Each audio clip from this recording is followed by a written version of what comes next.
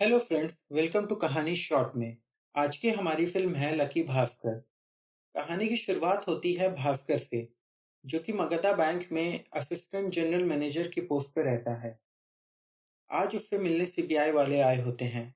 वो भास्कर को लेकर मगधा बैंक जाते हैं, जहाँ पे सीबीआई ऑफिसर उसकी बैंक स्टेटमेंट निकालने को बोलता है। फिर हम जाते हैं फ्लैशबैक में। साल रहता है 1989, जब देश में लाइसेंस राज हुआ करता था। इंपोर्ट एक्सपोर्ट पे गवर्नमेंट के सख्त नियम थे और बाहर से आने वाले किसी भी सामान पे बहुत टैक्स लगता था। उन दिनों भास्कर मगधा बैंक में कैशियर हुआ करता था और उसकी लाइफ बहुत ही मुश्किलों भरी हुआ करती थी। फैमिली की जिम्मेदारी और कम सैलरी के चलते वो बहुत परेशान रहता था। उसकी फैमिली में एक भाई, एक बहन, पिताजी, वाइफ सुमति और बेटा कार्तिक थे। अब आगे जाने से पहले इस कहानी के मुख्य किरदारों को जान लेते हैं। पहला हिमांशु सर, जो कि रहते हैं रीजनल मैनेजर। दूसरा नारायण सर, जो कि रहते हैं वॉल्ट मैनेजर। ये ना कभी टाइम से आते थे और ना कभी टाइम तक रुकते थे। संभा, भास्कर के स्कूल फ्रेंड और क्राइम पार्टनर। विनोद सर, जो कि इस बैंक के जीएम होते हैं, और राजवीर सर, जो कि चेयरमैन रहते हैं।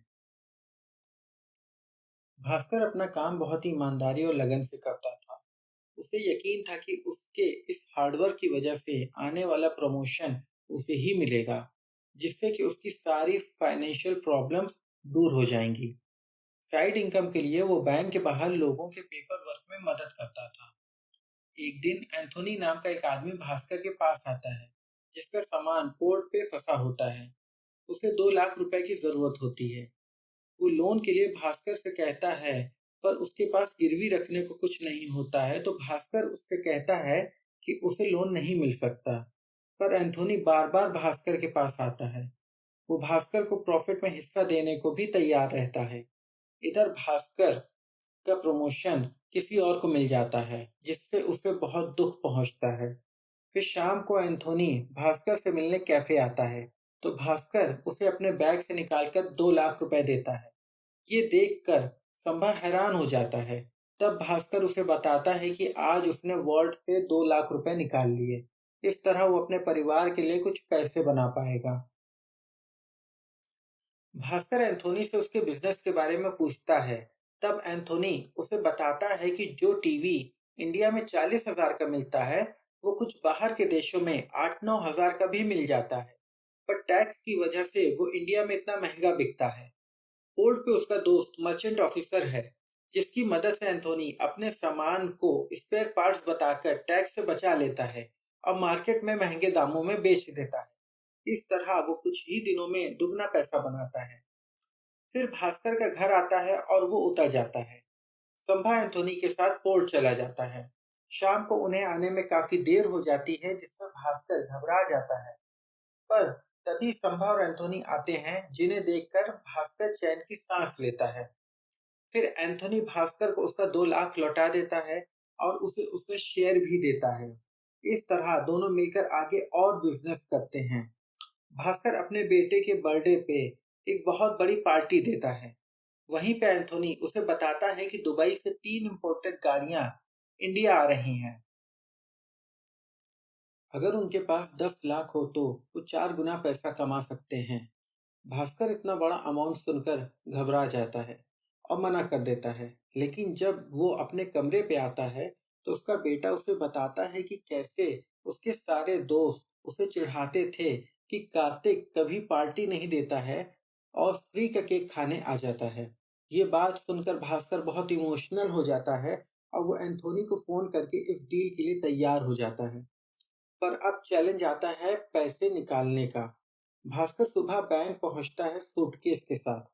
नारायण सर के पूछने पे वो कहता है कि आज वो शहर के बाहर जा रहा है और बैंक से डायरेक्ट स्टेशन चला जाएगा, इसलिए सूटकेस साथ ले आया है। फिर भास्कर अपने काम में लग जाता है और नारायण सर के जाने का इंतजार करने लगता है। पर आज तो वो जा ही नहीं रहे थे। तो भास्कर को एक आइडिया आता है और वो संभा को कहता है कि वो बाहर जाकर रिसेप्शन पे कॉल करे और कहे कि नारायण सर से बात करनी है। फिर उन्हें बातों में उलझा कर रखे। संभा ऐसा ही करता है और मौका पाकर भास्कर 10 लाख रुपए अपने सूटकेस में रख लेता है। फिर भास्कर एंथोनी के पास जाता है और वो तीनों कार्स लेकर डीलर के पास जाते हैं। पर वहां उन्हें पता चलता है कि उसे तो पुलिस ने अरेस्ट कर लिया है। संभा घबरा कर एंथोनी से झगड़ा कर लेता है, पर भास्कर उसे रोकता है और एंथोनी से कहता है कि क्या वो कोई और डीलर तलाश कर सकता है जो इन तीनों कार्स को ले सके। एंथोनी अपने कॉन्टैक्ट्स में कॉल करता है और नसीब से उन्हें गोवा में एक डीलर मिल जाता है।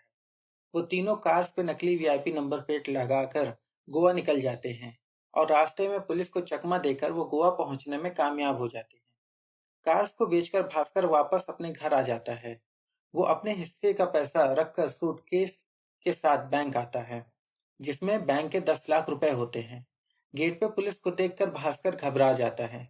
अंदर पहुंचने पे पता चलता है कि बैंक में स्कैम हुआ है। उसकी धड़कनें और बढ़ जाती हैं।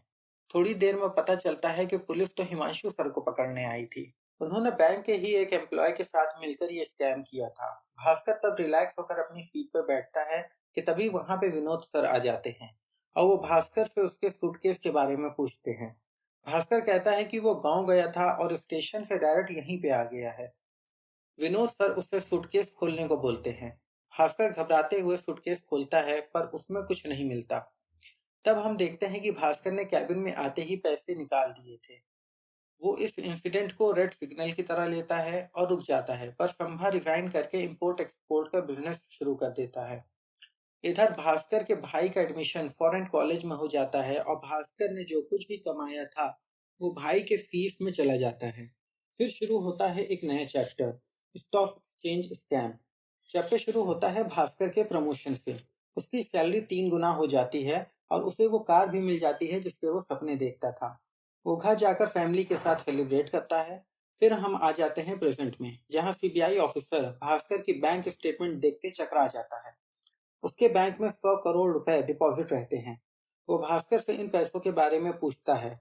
फिर वापस से हमें फ्लैशबैक में ले जाया जाता है, जहां एंट्री होती है हर्षा मेहरा की, जो कि इंस्पायर्ड है real life character Harshad Mehta से, जिस पर स्कैम 1992 बनी है। हम देखते हैं कि सूरज, जो कि हर्षा का पीए होता है, भास्कर के पास कटारी बैंक के बीआर लेकर आता है। ब्याज मतलब बैंक रिसीट। एक बैंक जो दूसरे बैंक को लोन देता है, वो ट्रांजैक्शन ब्याज के थ्रू होता है। आरबीआई के रूल के अकॉर्डिंग ये ट्रांजैक्शन किसी ब्रोकर के थ्रू ही हो सकता है। यहाँ पे मगधा बैंक कटारी बैंक को लोन दे रहा होता है और ब्रोकर था हर्षा मेहरा। भास्कर सूरज के लाए ब्याज को अप्रूव कर देता है और उसे पैसे लौटाने के लिए 2 वीक का टाइम देता है, मगर सूरज आता है 4 हफ्तों के बाद। भास्कर को थोड़ा डाउट होता है, तो वो हर्षा और उसकी कंपनी ग्रो हाई के बैंक स्टेटमेंट्स की एक कॉपी निकाल कर खुद रख लेता है। जब वो उन्हें पढ़ता है तो उसे एक अजीब सी बात दिखती है। जो पैसे मगधा बैंक कटारी बैंक को भेज रहा था, वो वहां न पहुंचकर हर्षा की कंपनी ग्रो हाई में जा रहे थे। इस बात को समझने के लिए भास्कर कटारी बैंक जाता है और उनसे बैंक स्टेटमेंट मांगता है, जिसपे उनका मैनेजर बहाने बनाने लगता है। भास्कर का शक और गहरा हो जाता है। फिर वो हर्षा के बारे में पता करने स्टॉक एक्सचेंज जाता है, जहां उसे पता चलता है कि हर्षा तो दरअसल स्टॉक रिगिंग करता है। स्टॉक रिगिंग कहते हैं किसी भी सस्ते शेयर को तब तक खरीदते रहना जब तक कि उसकी कीमत आसमान न छूने लगे, फिर एक साथ सारे शेयर्स बेच देना। इससे 4 ही हफ्तों में हर्षा 10 गुना से ज्यादा पैसा कमा लेता था। अब भास्कर को पूरी मैथ समझ में आ जाती है। वो समझ जाता है कि हर्षा बैंक के पैसों को स्टॉक एक्सचेंज में इन्वेस्ट कर रहा है। ये एक क्राइम है क्योंकि इसमें आम जनता का पैसा डूबता है। इसको बहुत ही अच्छे से एक कॉमेडी वीडियो में एक्सप्लेन किया गया है।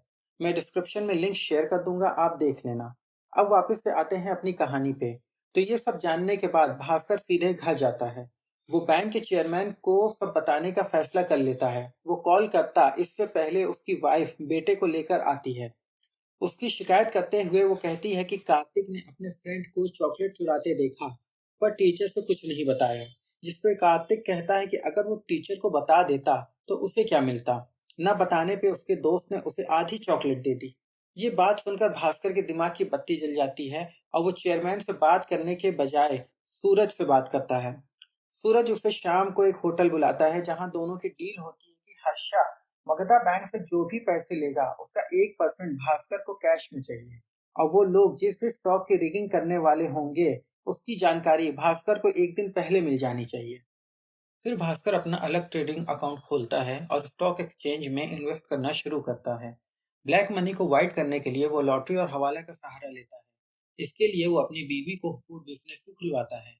पर अब धीरे-धीरे भास्कर के एटीट्यूड में फर्क आ जाता है। वो पैसे खर्च करने के बजाय अब शो ऑफ करने लगता है। एक दिन वो गुस्से में पटेल भाई का स्कूटर भी तोड़ डालता है, जिसके चलते सुमति उससे बहुत गुस्सा हो जाती है।